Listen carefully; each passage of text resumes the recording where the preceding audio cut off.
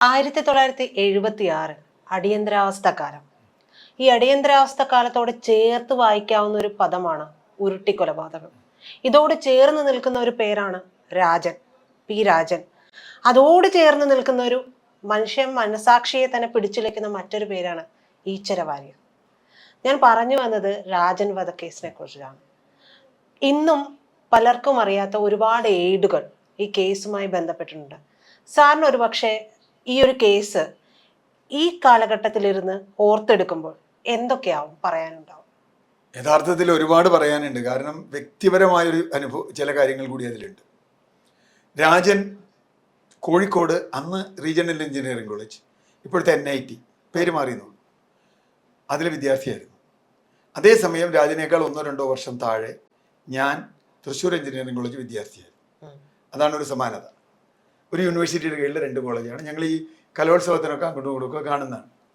രണ്ടാമത്തെ കാര്യം, ഞാനും ഒരു പരിധി വരെ അന്നത്തെ ഒരു യുവാവ് എന്ന നിലയ്ക്ക് ഒരു അടിയന്തരാവസ്ഥ വിരുദ്ധ മനസ്സുള്ള, എനിക്ക് അതിനു മുമ്പ് രാഷ്ട്രീയമൊന്നുമില്ല എങ്കിൽ പോലും നമ്മൾ ചെറുപ്പത്തിൻ്റെ ഒരു റവല്യൂഷണറി ഉണ്ടല്ലോ, ഒരു രാഷ്ട്രീയം അതിനുണ്ടായിരുന്നു.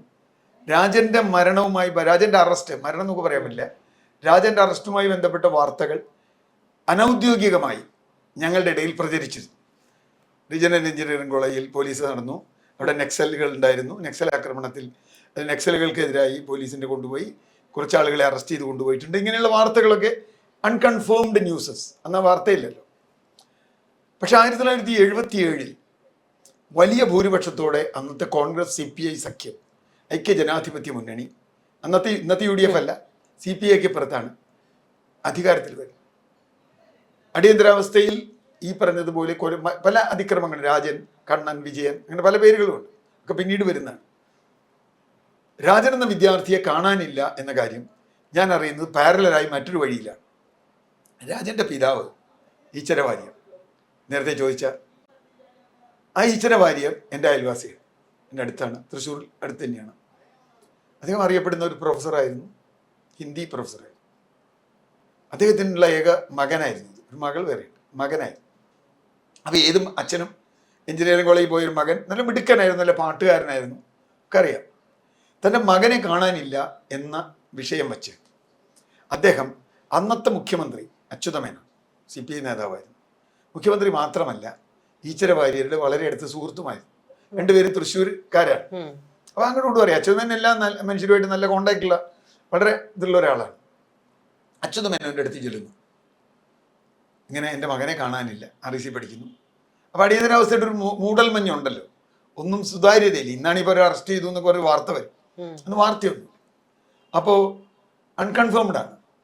അച്യുതമേനോൻ വേണ്ടത്ര പരിഗണിച്ചില്ല എന്ന പരാതി ഈശ്വരർക്ക് അന്നേ ഉണ്ട്, എന്നോട് സംസാരിച്ചിട്ടുണ്ട്. അദ്ദേഹം വേണ്ടത്ര പരിഗണിച്ചില്ല എന്ന്. ഏതായാലും അടിയന്തരാവസ്ഥ കഴിഞ്ഞു. 1975 ജൂൺ മുതൽ 77 ജനുവരി വരെയാണ് അടിയന്തരാവസ്ഥ. എന്നുവെച്ചാൽ അത് കഴിഞ്ഞപ്പോൾ ഇലക്ഷൻ വന്നു, അപ്പോൾ അടിയന്തരാവസ്ഥ ദുർബലമായി. ഞാനൊക്കെ രാഷ്ട്രീയ പ്രവർത്തനത്തിലേക്ക് വരുന്നത് അന്നാണ്. ആ ഘട്ടത്തിൽ ഏറ്റവും വലിയ ഭൂരിപക്ഷത്തോടെ ഐക്യ ജനാധിപത്യ മുന്നണി കരുണാകരൻ്റെ നേതൃത്വത്തിൽ വരികയാണ്. അച്യുതമേനോൻ ഒഴിഞ്ഞു. അന്നത്തെ അടിയന്തരാവസ്ഥയിലെ ആഭ്യന്തരമന്ത്രിയായിരുന്ന കരുണാകരൻ അന്ന് മുഖ്യമന്ത്രിയായി ചാർജ് എടുത്തു. ചാർജ് എടുത്ത് ഇതിൻ്റെ കേസിൻ്റെ യഥാർത്ഥത്തിൽ പൊതു സമൂഹത്തിലേക്ക് വരുന്നത്, ഇത് സംബന്ധിച്ച് ഈച്ചര വാര്യർ ഒരു ഹേബിയസ് കോർപ്പസ് ഹർജി കേരള ഹൈക്കോടതിയിൽ കൊടുക്കുന്നു. അഡ്വക്കേറ്റ് EC ഈശ്വരയ്യർ എന്ന് പറയുന്ന വക്കീൽ മുഖൻ, വളരെ സീനിയർ ആയിട്ടുള്ള വക്കീലാണ്. ഈ ഹർജി അവിടെ വരുന്നു.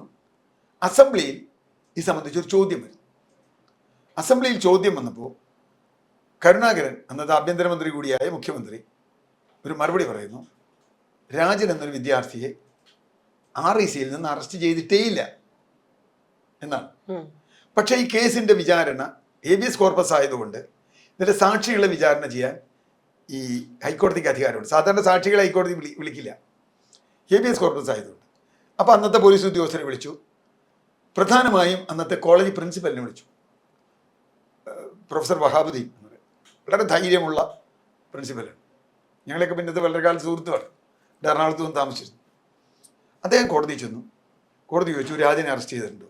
അപ്പോൾ അയാൾ പറഞ്ഞു, 76 മാർച്ച് 1 വൈകിട്ട് ഞങ്ങളുടെ ഹോസ്റ്റലിൽ നിന്ന് പോലീസുകാർ രാജനടക്കമുള്ള കുറച്ച് വിദ്യാർത്ഥികൾ കൊണ്ടുപോയിട്ടുണ്ട്. അതിൽ ബാക്കി വിദ്യാർത്ഥികൾ തിരിച്ചു വന്നിട്ടുണ്ട്. രാജൻ തിരിച്ചു വന്നിട്ടില്ല ഇതുവരെ. ഈ മൊഴിയാണ് അവിടെ വന്നത്. അന്ന് അതിന് തലേ ദിവസമാണ് കരുണാകരൻ്റെ നിയമസഭയിലെ പ്രസ്താവന. ഇത് അവിടെ കോടതിയിൽ വക്കീൽ ഉന്നയിച്ചു. അപ്പോൾ അന്നത്തെ സുബ്രഹ്മണ്യം പോറ്റി എന്ന് പറയുന്ന ഹൈക്കോടതി ജഡ്ജി അദ്ദേഹം ഒരു സ്റ്റേറ്റ്മെൻറ്റ് നടത്തി. ഒരു മുഖ്യമന്ത്രി നിയമസഭയിൽ നുണ പറയാൻ പാടില്ല. ഇത് കരുണാകരന് വലിയ ആഘാതമായി. 29ാമത്തെ ദിവസം കരുണാകരൻ രാജിവെക്കേണ്ടി വന്നു. മഹാഭൂരിപക്ഷത്തോട് ജയിച്ചിട്ടും രാജിവെക്കേണ്ടി വന്നു. ഇതൊരു രാഷ്ട്രീയം. മറുവശത്ത് ഈ കേസുമായി ബന്ധപ്പെട്ട് പിന്നെ അന്വേഷണം നടക്കും. അറസ്റ്റ് ചെയ്തു എന്ന് ഉറപ്പാവും. അറസ്റ്റ് ചെയ്തു എന്ന് ഉറപ്പായാൽ പിന്നെ എന്താ അതിൻ്റെ ഉത്തരവാദിത്വം എന്നുള്ളത് പോലീസിനാണ്. പോലീസ് മറുപടി പറയും. പോലീസിന് മറുപടി പറയാൻ പറ്റുന്നില്ല. അന്ന് രാജിനെ അറസ്റ്റ് ചെയ്ത് കൊണ്ടുപോയ SI, പിന്നീട് നമ്മുടെ ചരിത്രത്തിലേക്ക് വന്ന് പുലിക്കോട് നാരായണൻ എന്ന് പറയുന്ന SI, അന്നത്തെ DSP ലക്ഷ്മണ, പിന്നീട് DIG ഒക്കെ ആയി. DIG ജയറാം പടിക്കൽ, ഇവരൊക്കെ ക്രൈം ബ്രാഞ്ചുകാരാണ്. അതുപോലെ IG മധുസൂദനൻ. ഈ 4 പേർ ഇതിൽ നേരിട്ട് പ്രതികളാണ് എന്ന് ഹൈക്കോടതി വിലയിരുത്തുകയും ഇവർക്കെതിരെ കേസെടുത്ത് മുന്നോട്ട് പോകാൻ ഹൈക്കോടതി ആവശ്യപ്പെടുകയും ചെയ്തു. അപ്പോൾ കരുണാകരൻ്റെ രാഷ്ട്രീയ രാജി മാത്രമല്ല, കരുണാകരന് ഏറ്റവും വേണ്ടപ്പെട്ട ആളായിരുന്നു ജയറാം പടിക്കൽ. അത് എനിക്ക് വ്യക്തിപരമായിട്ട് അറിയാം. കാരണം എന്നെയും ക്രൈം ബ്രാഞ്ച് പിടിച്ചിട്ടുണ്ട്. അന്ന് ജയറാം പടിക്കലാണ് അന്നും നമ്മൾ ചോദ്യം ചെയ്യാൻ വന്നിട്ടുള്ളത്. അപ്പോൾ ജയറാം പടിക്കൽ ഒരു എന്താ പറയുക, ഉന്നതാധികാര ഒരു ആഭ്യന്തരമന്ത്രിയുടെ റോളിലാണ് ജയറാം പടിക്കൽ നിന്നിരുന്നത്. പിന്നെ കരുണാകരനെ സംബന്ധിച്ചിടത്തോളം പോലീസുകാരായിട്ടുള്ള ബന്ധം വെച്ച് അത് ചെയ്തു. ഈ കേസിൽ പിന്നെ ക്രിമിനൽ കേസ് മുമ്പോട്ട് പോവുകയും കുറച്ച് കാലം ഇവരൊക്കെ പുലിക്കോട് നാരായണനും ഒക്കെ ശിക്ഷിക്കപ്പെടുകയൊക്കെ ചെയ്യുന്ന ചരിത്രം വേറെയുണ്ട്. പക്ഷേ അത് കേരളത്തിലുണ്ടാക്കിയ രാഷ്ട്രീയ ഇമ്പാക്റ്റ് വളരെ വലുതായി. ഏറ്റവും പ്രധാനപ്പെട്ട ചോദ്യം, രാജൻ്റെ ബോഡി എന്ത് ചെയ്തു?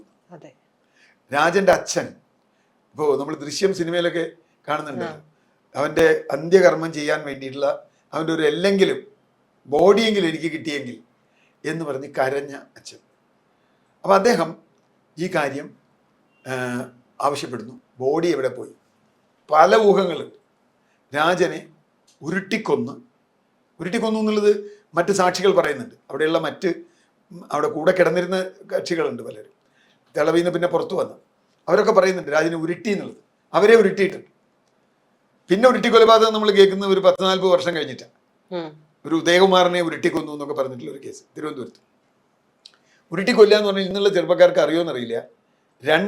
ഒരു ഒലക്ക 2 വശത്തു നിന്ന് ഒരാൾ പിടിച്ച് ഒരാളെ മലത്തി കിടത്തിയിട്ട് ഇയാളുടെ പാദം മുതൽ ഇങ്ങോട്ട് 2 പേര് കയറി നിന്ന് ഈ ഒലയ്ക്ക് അങ്ങ് കയറുകയാണ്. അപ്പോൾ എല്ലിങ്ങനെ ഒട്ടിക്കും, മാംസം ഇങ്ങനെ ചതയും. അത് നെഞ്ചത്ത് വരെ കൊണ്ടുപോയി. ഒരു പക്ഷേ നെഞ്ചത്ത് കൊണ്ടുപോയപ്പോൾ മരിച്ചിട്ടുണ്ടാവും. മരിക്കും, ആൾ മരിക്കാൻ സാധ്യതയുണ്ട്.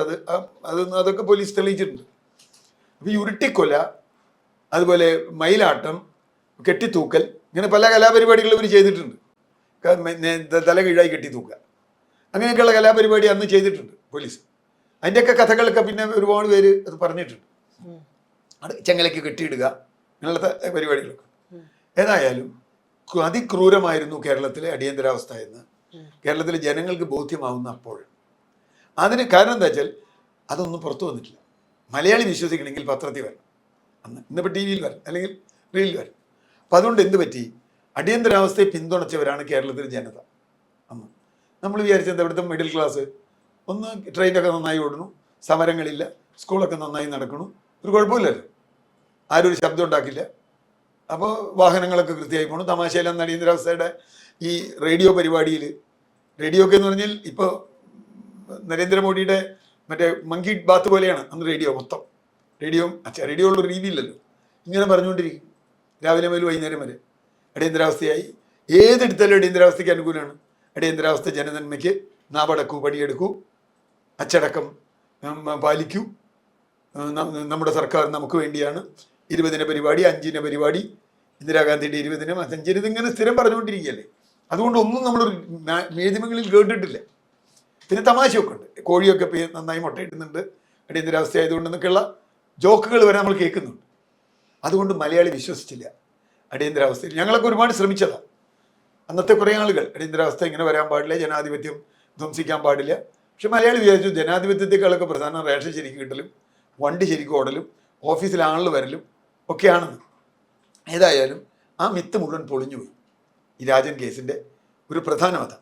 പിന്നെ അതിൻ്റെ കൂടെ വിജയൻ, കണ്ണൻ, അങ്ങനെ പലര്, മറ്റേ പോലീസ് മർദ്ദനം കിട്ടിയ ആളുകൾ, അടിയന്തരാവസ്ഥയിൽ പീഡിപ്പിക്കപ്പെട്ട ആളുകൾ എന്നുള്ള അർത്ഥത്തിൽ ജയിലിലടയ്ക്കപ്പെട്ട ആളുകൾ, നക്സലൈറ്റ് എന്ന് പറഞ്ഞ് ആരെയും ജയിലിലിടാം. ഒരുപാട് പേർ പിന്നെ ജയിലിൽ കിടന്നു. CPM-കാർ കുറേ പേര് ഇപ്പോൾ നമ്മുടെ മുൻ മുഖ്യമന്ത്രി പിണറായി വിജയനൊക്കെ ജയിലിൽ കിടന്നിട്ടുള്ള ആളാണ്. അന്ന് MA ബേബി ജയിലിൽ കിടന്നിട്ടുണ്ട് ഒരുപാട്, 17-18 മാസം. അപ്പോൾ അതുപോലെ ഒരുപാട് പേര് ജയിലിൽ കിടന്നിട്ടുണ്ട്. പക്ഷെ അവരൊക്കെ രാഷ്ട്രീയ തടവുകാരാണ്. ഈ നക്സലൈറ്റുകാരെ പിടിച്ച പോലെയല്ല, അല്ലെങ്കിൽ അതുപോലെയുള്ള ആളെ പിടിച്ച പോലെയല്ല MA ബേബിയൊക്കെ. അവരൊക്കെ രാഷ്ട്രീയ തടവുകാർ എന്ന നിലയ്ക്ക് അതിൻ്റെ പ്രിവിലേജൊക്കെ അനുഭവിച്ചവർ. ഇവരതല്ല. ഇവർ പലരുടെയും കോൺസെൻട്രേഷൻ ക്യാമ്പുകളിലാണ് കൊണ്ടുപോയിട്ടുള്ളത്. ഈ കോൺസെൻട്രേഷൻ ക്യാമ്പ് എന്ന വാക്ക് മുമ്പുണ്ടായത് ഹിറ്റ്ലറുടെ കാലത്താണ്. ഹിറ്റ്ലർ കോൺസെൻട്രേഷൻ ക്യാമ്പിലേക്ക് ആളെ കൊണ്ടുവന്നു. ഇതിൽ കൊണ്ടുപോകുന്നതിന് രേഖയില്ല. ഇവരെ ഇപ്പോൾ രാജൻ്റെ കാര്യത്തിൽ പറഞ്ഞ പോലെ ഒരു രേഖയില്ല, ഒരു കടലാസിൽ ഇവരുടെ പേരില്ല. ഇപ്പം ഞാൻ ഒരാഴ്ച കിടന്നുണ്ട്, എൻ്റെ പേര് ഒരു കടലാസിലും കാണില്ല. കാരണം അവർ വിളിച്ചുകൊണ്ടു ഒരാഴ്ച ചോദ്യം ചെയ്ത് കുറേ കഴിഞ്ഞ് വിടും. ചിലപ്പോൾ എന്നെ വിട്ടു, ചിലരെ വിടില്ല. ഒരു പക്ഷേ രാജൻ മരിച്ചതുകൊണ്ടായിരിക്കും എന്നെയൊക്കെ അധികം വിട്ടാണ്ടിരുന്നത്. അങ്ങനെ ഇവർക്ക് കൈ പെട്ടുപോയി എന്ന് മനസ്സിലായി പോലീസ്. അപ്പോൾ ഇവർക്ക് മനസ്സിലായി ഞാൻ അധികം മരിച്ചു കഴിഞ്ഞാൽ പ്രശ്നമുണ്ട്, എന്താ ചെയ്യേണ്ടതെന്ന് അറിയില്ല. രാജൻ മരിച്ചു എന്നും രാജൻ്റെ ബോഡി കൊണ്ടുപോയി കളയണമെന്നും, അത് പെരുവണ്ണാമൊഴി ഡാമിലാണ് കായണ്ണ പോലീസ് സ്റ്റേഷനിൽ നിന്ന് കൊണ്ടുപോയിട്ട് കായണ്ണ കോൺസെൻട്രേഷൻ ക്യാമ്പ്, പോലീസ് സ്റ്റേഷനല്ല, കായണ്ണ ക്യാമ്പിൽ കൊണ്ടുപോയി അവിടുന്ന് കൊണ്ടുപോയി ബോഡി ഇട്ടു എന്നൊക്കെയാണ് കഥ. ഏതായാലും അടിയന്തരാവസ്ഥ എന്ന ആ ഒരു നല്ല ഒരു സംഗതിയാണ് എന്ന മിത്ത് പൊളിച്ചത് വലിയ രാഷ്ട്രീയ മാറ്റം ഉണ്ടാക്കുകയും കേരളത്തിലെ ക്യാമ്പസുകളിൽ, അന്ന് ഞാൻ SFIയുടെ നേതാവാണ്, കേരളത്തിലെ ക്യാമ്പസുകളിൽ SFIക്ക് ഉജ്ജ്വലമായ വിജയങ്ങൾ ഉണ്ടാവാൻ തുടങ്ങുകയും ചെയ്ത അടിയന്തരാവസ്ഥയിലെ ആ കാലത്തിന് ശേഷം. രാജൻ, വിജയൻ, കണ്ണന്മാരെ എന്നൊക്കെ ചോദിച്ച് ഞങ്ങളൊക്കെ എത്രയോ മുദ്രാവാക്യം വിളിച്ചത്. അപ്പോൾ അങ്ങനെയുള്ളൊരു സംഗതി അതുകൊണ്ട് 80 ആയപ്പോഴേക്കും അടിയന്തരാവസ്ഥയ്ക്കെതിരായി നിലപാടെടുത്ത ആളുകൾ പലരും, ഇപ്പോൾ ഇപ്പുറത്ത് കരുണാകരൻ്റെ കൂടെ നിന്ന ആൻ്റണി അടക്കമുള്ള ആളുകൾ കൂറുമാറി CPI പൂർണ്ണമായും ഇടതുമുന്നണിയിലേക്ക് വന്നു. രാഷ്ട്രീയം തന്നെ കേരളത്തിൽ മാറി. 1980-ലാണ് നമ്മൾ ഇന്ന് കാണുന്ന UDF LDF ഉണ്ടാകുന്നത്. അതിനു മുമ്പ് അങ്ങനെയല്ല. അപ്പോൾ തീർച്ചയായിട്ടും രാജൻ്റെ മരണം, അല്ലെങ്കിൽ രാജൻ എന്ന വ്യക്തി കേരള രാഷ്ട്രീയത്തിൽ ഏറ്റവും നിർണായകമായ, നേരത്തെ ചോദിച്ചതുപോലെ ഒരു വഴിത്തിരിവായ ഒരു വ്യക്തിയായിരുന്നു രാഷ്ട്രീയ ചിന്തയിലും നമ്മുടെ മൊത്തം പിന്നെയുള്ള രാഷ്ട്രീയ ചരിത്രത്തിൽ.